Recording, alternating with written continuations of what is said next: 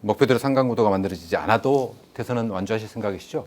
15%는 벌써 넘었고요. 네.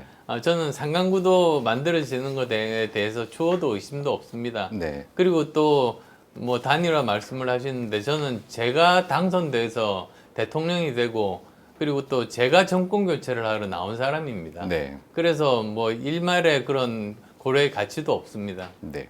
단일화 생각은 없다고 여러 차례 말씀하고 계십니다. 예. 그런데도 이렇게 야권이 분열해서 패배로 이어질 상황이 온다면 여론의 압박, 국민적 압박이 있을 수 있지 않겠습니까? 그때는 뭐 결단해야 될 상황이 생기지는 않겠습니까, 혹시? 저는 이렇게 봅니다. 국민들께서 어느 후보가 더 나은 후보인지, 어느 후보가 정권 교체를 위해서 더 확장성을 가지고 있는 후보인지, 그걸로 판단하실 겁니다. 네. 뭐 정당이나 후보 간 단일화가 아니라 국민들이 표로 단일화 시켜줄 거란 얘기인가요? 네, 저는 그렇게 생각합니다. 네. 그래도 혹시 만일의 상황에 대비해서 국민의힘하고 물밑 협상이라든지 뭐 비공식 접촉이라든지 이런 건 없습니까? 전혀 진행되고 있지 않습니다. 네. 얼마 전에 민주당에서 이제 제가 꼭 필요한 사람이라고 그렇게 덕담을 한 적이 있었거든요. 네. 뭐 지지율 올라가니까 금방 욕으로 바뀌었긴 하지만 네. 근데 그때도 이렇게 보면은 원래 그 협력을 하기 위해서는 공개적으로 발언하지 않아요. 네. 물밑에서 서로 조율을 하는 법이거든요. 근데 그런 거 전혀 없이 공개적으로 우리와 함께 했으면 좋겠다고 말로만 하는 건 이거는 안 하겠다는 그런 표현입니다. 네. 민주당 송영길 대표의 여러분 그런 진정성이 없는 것이다라는 말씀이시군요. 네, 전혀 없는 거죠. 네.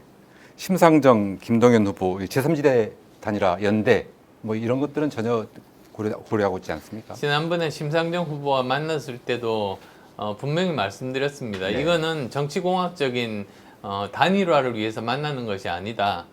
현안, 즉 쌍특검을 하기 위한 원내 정당의 만남이다. 그렇게 네. 말씀을 드렸거든요. 네.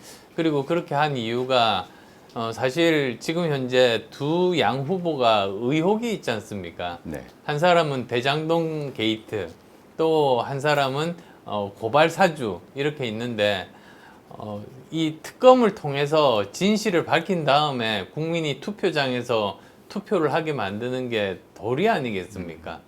근데 그 진실을 모르고 투표를 하면 그 다음 벌어질 일을 상상하면 저는 좀 끔찍합니다. 왜냐하면 만약에 두 후보 중에 한 후보가 당선이 됐다고 하죠. 그런데 그 사람의 결정적인 범죄 증거가 임기 중에 나온다. 그럼 대한민국은 어떻게 되겠습니까? 네. 그래서 그걸 막기 위해서 심상정 후보하고 저하고 쌍특검을 그 양당에다가 제안한 그런 회동이었습니다. 네.